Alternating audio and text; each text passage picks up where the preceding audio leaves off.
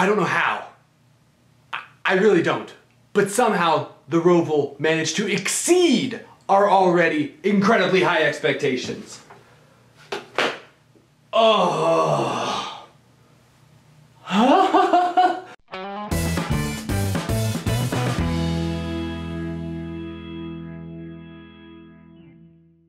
How's it going, everyone? My name is Eric and welcome to Out of the Groove. Oh, this old thing? Yeah, well, I mean, it's the end of September. We're officially starting October. It's Halloween season. I thought I'd try out test some Halloween costume ideas. I don't really like this one. This is really uncomfortable. But anyway, hopefully this doesn't distract you too much from everything I want to talk about. This episode, I'm not going to make it too long because there's too much to talk about after this ROVAL race. I'll have to make a couple other episodes this week to discuss it because I can't fit it all in one video. I'm also like talking in circles, my head's going 50 miles an hour, it's like 80 degrees in here for some freaking reason. And obviously I'm not in my normal studio, so this is just everything's weird. I'm mainly just gonna react to this race in general. I'm not gonna review it, I'm not gonna tell you everything that happened because there's just too much. And I'll give you my thoughts on the points more in a couple of days. But as far as the race is concerned, this is the first ever road course race we've had in the playoffs, first ever race at Charlotte with this configuration. And I'll be honest, guys, I'm going to start this episode up by making some bold statements here, but this was the best NASCAR race that I have ever seen. I've only been a fan, 14 years. I've been watching since about 2004, I've gone back and seen some races like on YouTube from years before that, but since 2004 I've been a pretty consistent fan, seen most of the races, and this race today was the best race that I can ever remember. At least for sure the best race where my favorite driver didn't win. Coming into this race, we had such high expectations and we really didn't know what to expect from this race. A lot of people thought it was gonna be chaos, wreckfest, disaster. So a lot of people thought, oh, drivers will play really safe and it'll be pretty chill.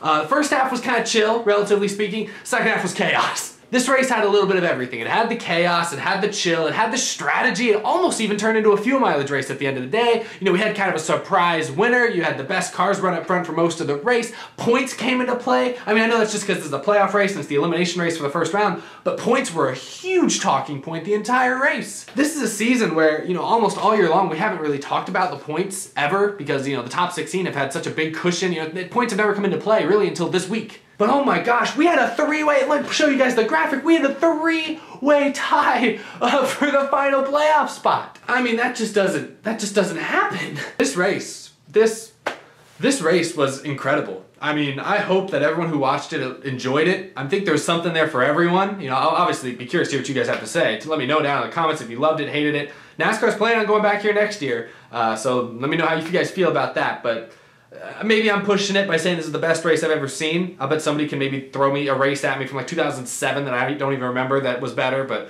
as far as I can tell, this was the best NASCAR race I've ever seen, especially the best Cup race. And coming into this weekend, a lot of people had high expectations. I think most people expected this to be one of the best Cup races in a long time. I don't think anyone really thought it would deliver on those expectations. I know I didn't. I thought it'd be a decent race. I thought at the end of the day, we'd come away saying, oh, it was a solid 7 out of 10. Maybe it still is to some people, but I'll be honest, it blew my mind. I'll go and talk a little bit about the race, especially the last couple restarts. It's been a pretty tame day. Ryan Blaney won stage 2, Kyle Larson won stage 1. There've been a few spins here and there. Some playoff drivers ran into issues like Jones and Hamlin, and then Austin Dillon, Almirola, and some others had some small things. Jimmy Johnson stole the show in stage 2 when he drove up to second. He had one of his best races, maybe his best race of the entire season, but it all came down to a restart with about 6 laps to go. Brad Keselowski was leading. He had Kyle Larson in second, and then there's Truex and Kyle Busch third and fourth. And on that restart going into turn 1, Keselowski, if you guys watched the race, you'll know what I'm saying. Keselowski just wheel hopped into the corner, went straight head on into the wall, collected Kyle Larson in this wreck. Kyle Busch got a lot of damage. He spun in, collected like Hemrick, Paul Menard piled in, like 9 or 10 drivers wrecked. We really had to wait about 100 laps for the chaos to finally strike, but when it did, I mean, this was chaotic. Playoff implications all over the place. I mentioned Kyle Larson got damaged. All race long, Larson had been one of the best cars. He even led a lot of laps. He hadn't really had to think about points all day until this wreck. All of a sudden after this wreck, he was only 5 points above the cut line with Eric Almirola in 13th. They even red flagged the race for a bit. It was insane. But of course, it all came down to a final restart with 3 laps to go. Martin Truex Jr. was their leader. He slipped through during that big wreck. Jimmy Johnson was in second place, who also slipped through. Jimmy Johnson had a great car all day, like I said. On that final restart with 3 to go, the two of them squirted away. Meanwhile, Kyle Larson, who had tons of damage from the wreck just before, was limping around in the back trying to hang in there because he only had a 5-point cushion over Almirola, and Almirola was trying to pass as many cars as he could. Those final 3 laps, Almirola was passing cars left and right. He eventually made up all 5 of those points and actually took the lead over Larson in the point standing. So on the white flag lap, Kyle Larson was 13th on the playoff grid. He'd had such a great car all day, and then all of a sudden he found himself on the outside looking in. But he was still limping around with that little damaged race car, so I'll give him credit. He didn't give up. The race ended up coming down to a battle between Jimmie Johnson, who hasn't won a race in more than 50 races, and Martin Truex Jr., who's been one of the most successful drivers the last couple of years. Truex led coming off of the turn 4 part of the oval onto the final front stretch chicane, coming to the checkers. Johnson made a big move to try and take the lead. He was all over his back bumper, ended up spinning out and collected Truex in the wreck. So we had the 2 leaders wrecking across the front stretch chicane. Ryan Blaney, who did win stage 2 but had a relatively quiet day, ended up squirting by to get the win. His first win of the season. Johnson especially lost so many positions there as a result of this wreck. Jimmie Johnson didn't have to think about points all day. He'd been so far ahead battling with the leaders all day. All of a sudden cars were going past him left and right and he was losing important points. Kyle Larson, meanwhile, was still trying to scrape his car by to get to that checkered flag. And he had to rely on Jeffrey Earnhardt spinning out to save his playoff chances. Jeffrey Earnhardt was still in the lead lap. He spun out as well coming to the checkers. Larson ended up passing him with his little damaged race car. And that one position, that 1 point, resulted in a 3-way tie between him, Jimmie Johnson, and Eric Almirola for 11th place on the standings. By the rulebook, NASCAR then goes and looks back at their best finish in this round, each of those drivers' best finish, and unfortunately for Jimmie Johnson, he had the worst best finish of the 3 of them? I guess that's right. So as a result, when we look back at these standings here, Jimmie Johnson ends up being the first driver out after such a strong performance. You see Jones and Hamlin both miss out. They sucked again. Austin Dillon, I'll talk about him more later this week. I hadn't mentioned him yet. He hit the wall trying to avoid somebody, a slow car early in the race, and then he eventually wrecked a little later on, DNF'd. He was the first driver actually eliminated officially, so he missed out as well. But that is your playoff grid after round 1. Ryan Blaney gets the win. That's big for him. But more importantly, Jimmie Johnson, who ran so well in this first round. I mean, he had a top 5 cars, honestly, at both Las Vegas and Richmond. And, you know, had one of the best cars again here at the ROVAL. Misses out because of that final spin. I want to talk about that last wreck, and that's all I really want to talk about in this video because that was the most important part of the race. And it was a very un-Jimmie Johnson-like moment from my standpoint. You know, Jimmie Johnson is a 7-time champion. He's won 7 championships across multiple playoff formats. And the reason he's been able to do that is because both he and his crew chief, Chad Knaus, have always been really good at seeing the big picture.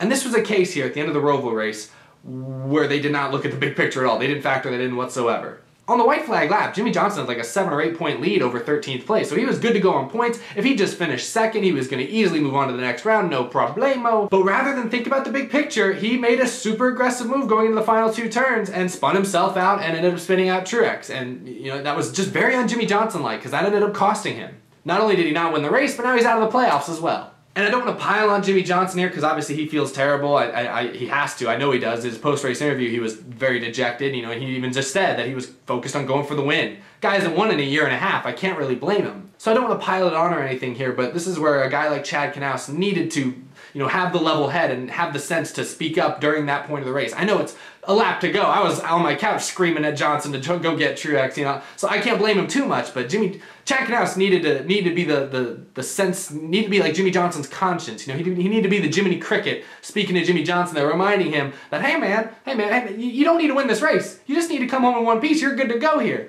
But somehow that message did not get relayed, or Jimmie Johnson was just so focused on going for that win, it didn't work out for him at all. And that's just very un-Jimmie Johnson-like, because we're used to seeing Jimmie Johnson, you know, he's not always the flashiest driver, you know, but he's always focused on the big picture, and that's why he's been so successful. This was not a Jimmie Johnson-like moment, and that was my biggest takeaway from the race, and it all happened in the final quarter of a lap. Anyway, again, you can see the playoff grid right there. First 4 drivers out. Looks like I'm 1 for 4 in my pre-playoff predictions. Before the playoffs started, I picked Austin Dillon, Eric Almirola, Alex Bowman, and Ryan Blaney to be eliminated. You see Bowman and Almirola just barely survived, it looks like. Austin Dillon was eliminated, so I got that one right. I don't think any of us really expected Hamlin and Jones to struggle so badly in this first round. It all started with the bad luck they had at Las Vegas, but then they did not do anything to help themselves these last 2 races.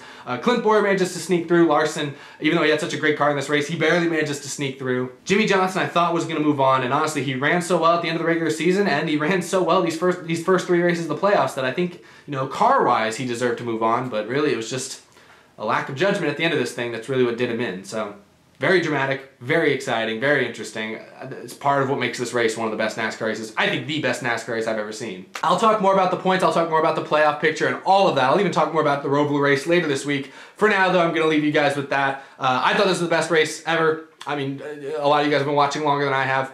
Please feel free to throw out some other suggestions, but this one's going to be tough to beat. I'm excited. NASCAR is going to come back to this track next year. Hopefully this, you know, is a step in the right direction. I think most fans and the sport itself can agree that this was a good day for NASCAR, and hopefully we start to see a lot more of these going forward. That's all we really can ask for. Anyway, y'all, thanks for watching. That's my show. You can follow me on Twitter, you can follow me on Instagram. I'll have more videos up later this week, so you can look forward to those. Still a lot to talk about after this race. A lot of people, I'm sure, are very excited by what we saw here today. It was incredible, but yeah, let me know what you guys think. Like I said, I'll be reading all those comments. I'll be interacting with y'all on Twitter and stuff like that. So I'll talk to you guys later. Hope you guys had a good race. Hope you guys had a good Sunday. And I'll see you guys later this week. Bye, everyone. Yeah, I need to take this off. This thing is so hot.